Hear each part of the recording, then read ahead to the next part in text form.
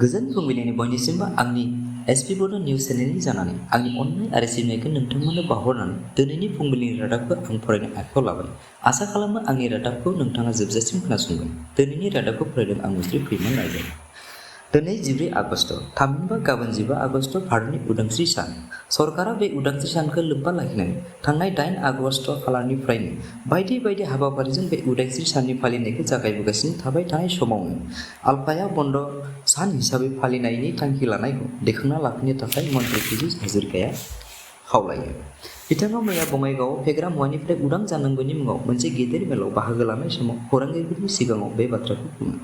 लोगोसे बिथाङा बुंबावो दि रिडिलिमिटेशननि गेजेरजों आसामाव 102 समस्तिफोरा थोंजोङै आसामनि खिलঞ্जियानि आखायाव फैबाय आरो डिलिमिटेशननि गेजेरजों कंग्रेसनि राजखान्थिनि सिनस्रिया बायबाय होननानैबो बिथाङा दुगा रावजों बुङो।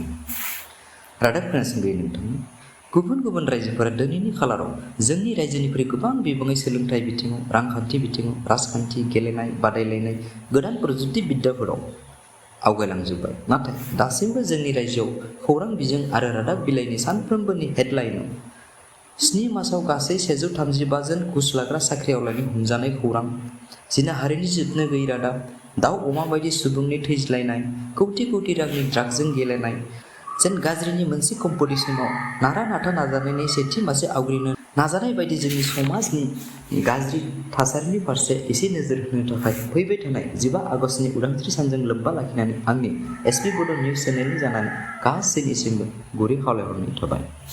मैया कार्बि आंलंआव बिसगोनां मैखुन जाफ्लांनानै गासै 6 जन सुबुंनि जिउ जोबहांहां जायो। बिथांमोना बेलासिनि ओंखाम जानाय समाव जाफ्लांदोंमोन। आथिखालाव दबकानि लाइफ केयार नार्सिं ह'मआव बिथांमोनखौ चिकित्सा खालामगासिनो दङ।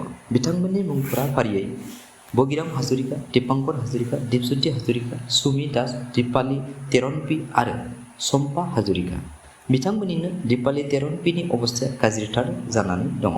बेलासिपारायाव मैया गुलि गावलुंनानै खारखुमाना थानाय मोनसे गेंखौ हमो। सुलुङाव मिथिनाय बादिब्ला बिथांमोना ओनसोलाव गिलु बालु खामानिफोरखौ मावबोगासिनो थाबाय थानाय समावनो एसपि नवीन सिंहआ गासै सा 7 खौ हमनो हायो। बिथांमोननि मुंफोरा फारियै 20 बोसोर नुरुम महम्मद आली, 23 बोसोरनि साहाबुद्दिन, 30 बोसोरनि महम्मद आली, 38 बोसोर बैसोनि रफिकुल, मेहबुब, हामिनुल आरो रियाजु। थांनाय सुनिबारै कलकातानि जादवपुर इउनिभार्सिटियाव रेगिं जानानै हस्टेलनिफ्राय बाज्रुमनाय सन्दीप कान्दुनि गावखौ फोथैना लानाय दायआव 2 फरायसाखौ एरेस्ट खालामो। सुलुङाव मिथिनाय बादिब्ला फरायसा सानैया जादों दिपेश्वर दत्त, इक'नमिक्स डिपार्टमेन्टनि BA सेकेन्ड सेमिस्टार आरो सासेया जादों ससियेल साइन्स डिपार्टमेन्टनि BA सेकेन्ड सेमिस्टार बारग' फरायसा सौरभ चौधुरी। बे दायाव गाहाय दायनिगिरि सौरभ चौधुरीखौ 22 आगस्टसिम पुलिसनि जिम्मायाव लाखिनाय जादों।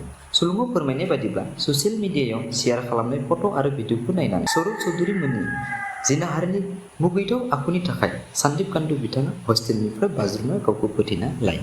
रादाब खोनासंगिरि नोंथां, दिनैनि रादाबा एसेनोसै। गाबोन फिन नोंथांमोनखौ लोगो मोनफिननायनि मिजिंजों आंनि गोरबोनि अननाय आरो सिबिनायखौ जासिहरफिननानै आंनि गोदानथार एसपि बड' निउस चेनेलखौ अननानै साबस्क्राइब, शेयार आरो लाइक खालामनो गुरै खावलायहरनाय जाबाय।